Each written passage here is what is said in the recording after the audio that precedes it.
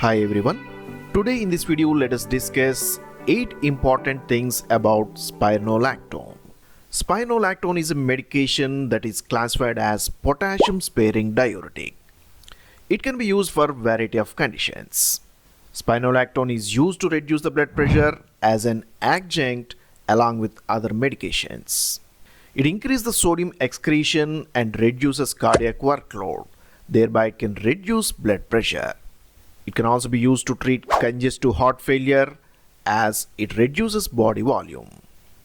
Spironolactone can also be used to treat edema due to loss of body fluids. Another clinical use of this medication is in the treatment of acne. Spironolactone reduces the production of androgens. Therefore, it can be used to treat the acne both in the men and women. For this purpose, it is available as a gel for topical purposes. It is also used to reduce a condition called hirsutism in the women. It is an unwanted hair growth that is due to increased production of androgens. Spironolactone can reduce the androgen production, thereby it can control this hirsutism.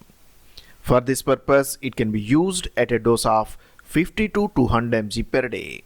However, before taking spironolactone, you should know a few important things like what is its effect on potassium levels, how it interacts with other medications, and what are the hormonal effects. In this video, we will discuss all such key facts about this medication. How does it work? Spironolactone is a potassium sparing diuretic. It acts as an antagonist at the aldosterone receptors. This medication acts as a diuretic as well as an antihypertensive. It is a competitive antagonist at the aldosterone receptors. By blocking these receptors, it reduces the expression of sodium-potassium exchange pumps at the distal tubules. This results in more loss of sodium and retention of potassium in the body. It also increases testosterone clearance, reducing its levels in the body. This may help in reducing acne in both men and women. Reduced testosterone levels can also help in decreasing the unwanted hair growth in the woman. Spironolactone also promotes estradiol production that may result in gynecomastia in the men. Now let us see the pharmacokinetics of spironolactone. This medication has a bioavailability of around 73%. It can show its action up to 2 to 3 days. The onset of action is 2 to 4 hours. A high-fat meal may increase the bioavailability of this medication. Spironolactone is metabolized in the liver and kidneys.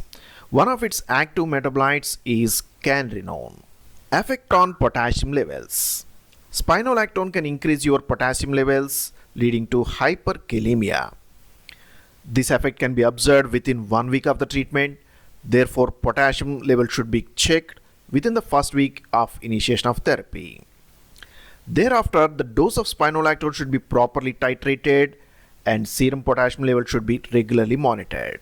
In case of any significant hyperkalemia, the use of spironolactone should be discontinued. Due to its effect on potassium, co-administration of potassium supplements or salts containing potassium or even the diet rich in potassium should be carefully monitored. Few of the drugs can increase the potassium levels in the body. Medications like AC inhibitors, angiotensin receptor blockers are inhibiting the renin-angiotensin system.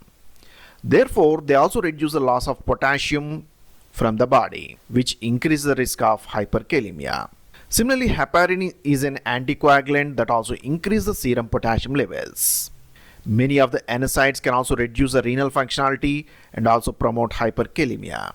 Few of the compounds can also be made of potassium salts, and when they are taken, they can also increase the risk of raising potassium levels. Diet can also have an impact on serum potassium. Particularly, the potassium-rich diet may slightly add to the potassium levels. However, when you consume potassium-rich foods in larger amounts while taking spironolactone, it may lead to hyperkalemia. A diet rich in large amounts of bananas, spinach, nuts, raisins, and apricots may increase the risk. Effect on uric acid. Spironolactone may increase the levels of uric acid, leading to hyperuricemia.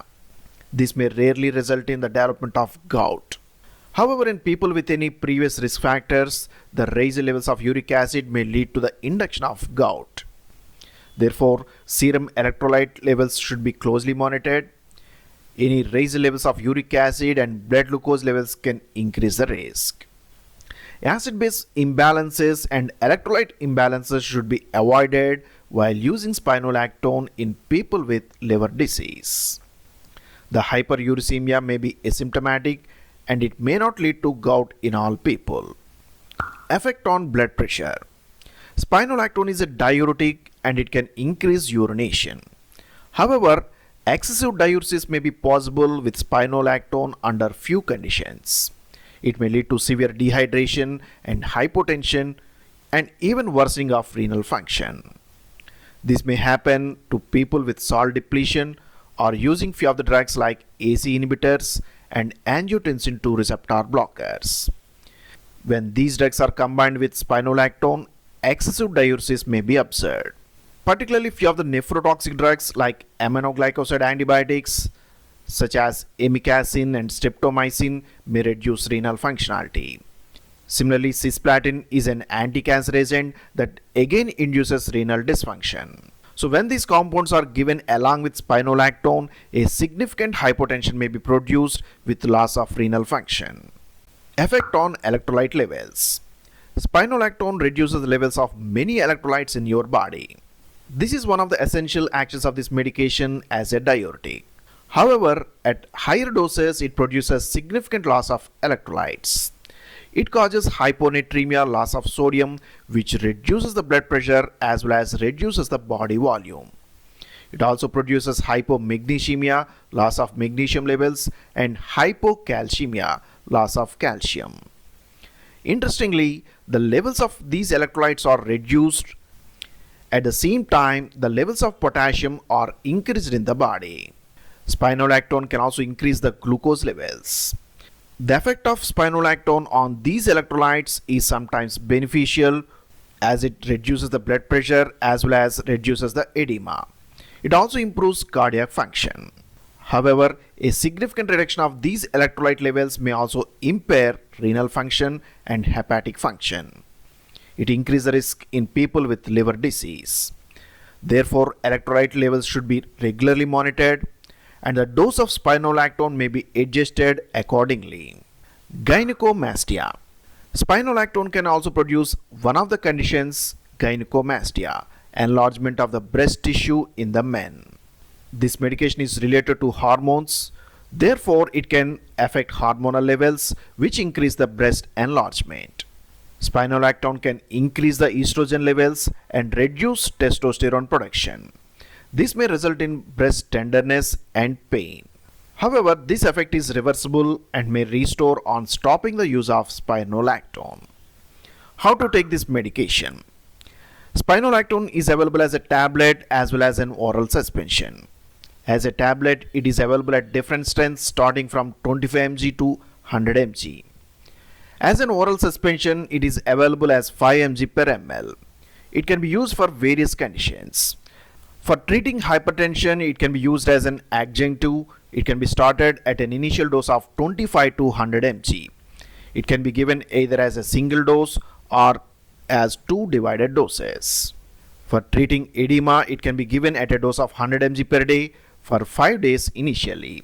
After 5 days, the dose may be adjusted based on the patient's response. For treating congestive heart failure, it can be started at 25 mg per day initially.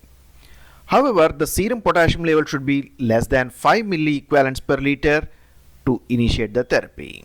It can also be used for primary hyperaldosteronism, where it can be given at 100 to 400 mg per day before preparation for the surgery.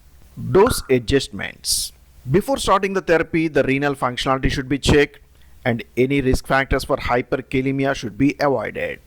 In case of significant hyperkalemia, the dose may be reduced such that 25 mg of spironolactone every day can be converted into 25 mg of spironolactone on alternate days. What are the side effects of this medication? The important side effects mainly include hyperkalemia and hypotension. It can also produce gastric ulceration and gastric bleeding. A loss of libido and difficulty with erection can be observed. Breast enlargement and pain can be observed in the men. Other conditions like fever, hyponatremia, weakness, confusion, dizziness, and ataxia, loss of balance can be observed. So that's all about the different facts of spironolactone. Thanks for watching. See you in the next video.